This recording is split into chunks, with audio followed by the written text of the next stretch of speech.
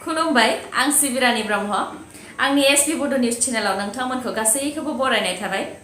नोंथांमोननि थाखाय आं गोदान मोनसे भिडिअ लानानै फैबावबाय। अन्नानै भिडिअखौ जोबजासे नायलांदो। गिबियावनो मागो दमासिनि बयनिसिमबो गाहाम हामलायनायखौ जासिहरनाय थाबाय।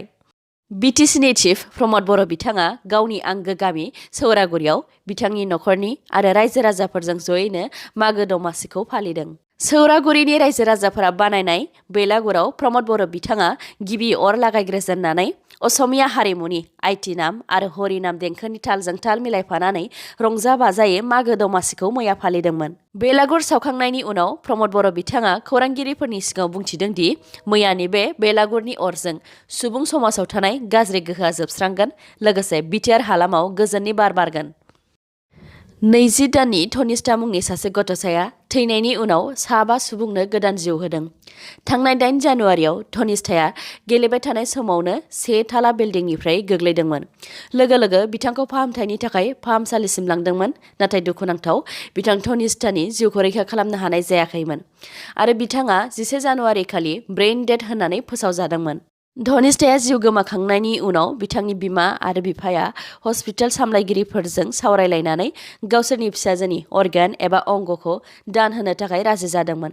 खौरांनि बायदिब्ला धनिष्ठा बिथाङा जिउ गोमाखांनायनि उनाव बिथांनि मैखुन, बिखा, 2 किडनि आरो 2 कर्नियाफोरखौ सारगंगाराम हस्पिटालाव दान होदोंमोन।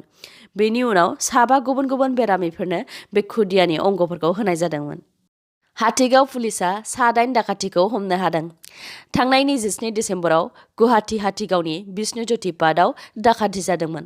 बे केसजों लोब्बा लाखिनानै हाथिगाव पुलिसा 8 दाखाथिखौ हादरनि दाब जायगानिफ्राय हमनो हादों। हाथिगाव पुलिसा बिसोरनिफ्राय माखासे हाथियारजों लोगोसे गासै 2,57,000 रांबो हमनो हादों।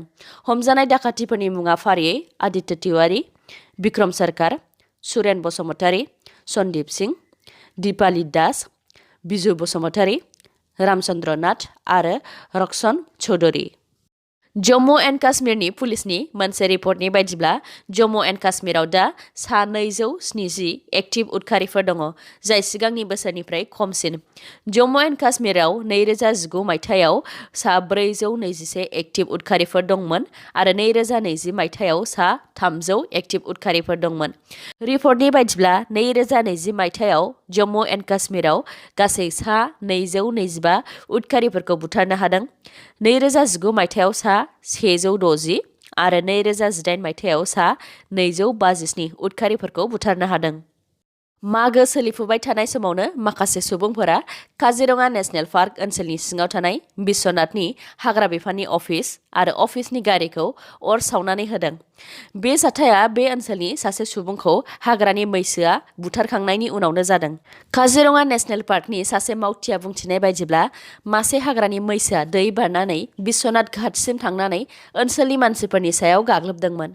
बे जाथायखौ ओनसोलनि सुबुंफोरा हाग्रा बिफाननो खौरां हरदोंमोन, नाथाय हाग्रा बिफाना बेनि सायाव जेबो खामानि मावाखैमोन। बेयावनो मुथुगाव ओनसोलनि जयन्त दास मुंनि सासे मानसिया मैसोजों गाग्लोबजानानै गाज्रि जोखोम जाग्रोदोंमोन। उनाव फाहामसालिसिम लांनायाव फाहामसालियाव जिउ गोमाहैदों। बेनि उनावनो ओनसोलनि मानसिफोरा रागा जोंनानै बे जायगानि हाग्रा बिफाननि अफिस एबा मावखुलि आरो गारिखौ अर सावनानै होदों। बिथाङा मिथिहोबावनाय बायदिब्ला बे ओनसोलाव काजिरङा नेशनेल पार्कनि जुनारफोरा बे ओनसोलनि सुबुंफोरखौ गाग्लोबबाय थायो। थांनाय बोसोरावबो मासे गान्दाया सासे सुबुंनि जिउ लादोंमोन। जायफोर फरायसाफोरा पलिटेकनिकआव फरायनो गोसो बिथांमोननि थाखाय मोनसे खौरां। स्टेट काउन्सिल फर टेक्निकेल इडुकेसनआ 2021 मायथाइनि पलिटेकनिक एडमिशन टेस्टनि डेटखौ फोसावबाय।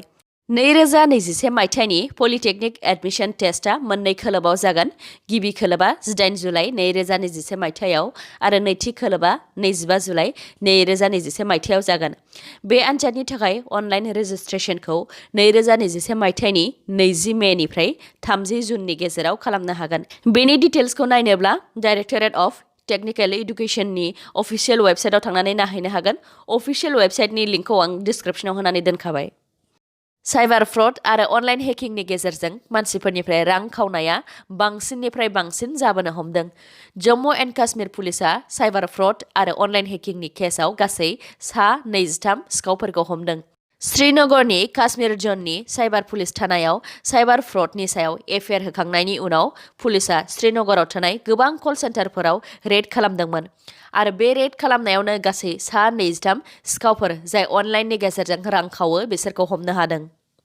सरलपारायाव हाग्रा बिफान आरो ओनसोलनि सुबुंफोरनि गेजेराव जानाय दुंहाव थासारियाव BPFनि आखाइ दं होननानै अजद दैखांदों बिआर फेरेंगा बिथाङा बुंथिदों दि सरलपारायाव हा रानगोन होननानै रायजो राजाफोरनि गेजेराव नंखाय फोसावदोंमोन। बेयावनो रायजो राजाफोरा हा दखल खालामनो थाखाय थांदोंमोन। बिथाङा बुंबावदों दि रायजो राजाफोरनि गेजेराव नंखाय खौरां फोसावनाय आरो हा दखल खालामहोनायाव आखाइ गोनां दायनिगिरिफोरनि फारिलाइ एबा लिस्टआ दंखायो, बिसोरखौ नागारनाय जानाय नङा होननानैबो बिथाङा बुंथिदों।